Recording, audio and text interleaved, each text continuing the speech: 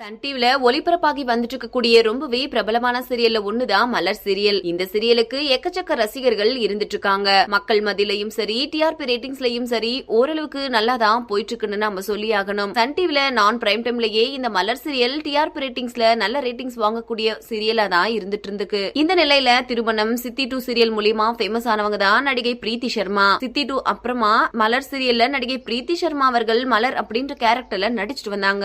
அந்த கேரக்டர்ல ரொம்ப சூப்பரா தான் நடிச்சிட்டு வந்தாங்கன்னு தான் நம்ம சொல்லி ஆகணும். மக்கள் எல்லாரும் குடிக்கிற மாதிரியா குறும்புத்தனமா தன்னோட நடிப்பை வெளிப்படுத்தி இருக்காங்க நடிகை பிரீத்தி சர்மா. ஆனா யாருமே எதிர்பார்க்காத வகையில திடீர்னு நடிகை பிரீத்தி சர்மா அவர்கள் மலர் கேரக்டரை விட்டு விலகிட்டாங்க. இதனால ரசிகர்கள் இப்போ சோகத்துல இருந்துட்டு இருக்காங்க. இந்த சீரியலை விட்டு நடிகை பிரீத்தி சர்மா அவர்கள் சில தவிர்க்க முடியாத காரணத்தினால அவங்க மலர் சீரியல்ல இருந்து குவிட் பண்ணிட்டாங்கன்னு சொல்லிட்டு வராங்க.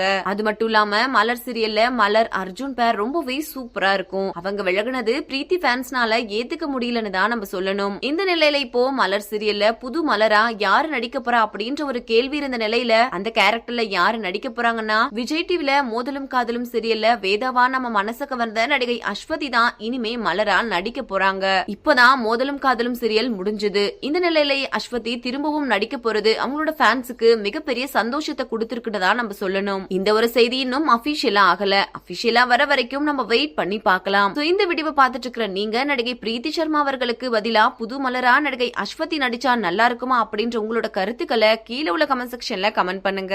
மேலும் இது போன்ற இன்ட்ரெஸ்டிங்கான அப்டேட்ஸ் தெரிஞ்சுக்கொள்ள நம்ம சேனலை மறக்காம சப்ஸ்கிரைப் பண்ணிக்கோங்க.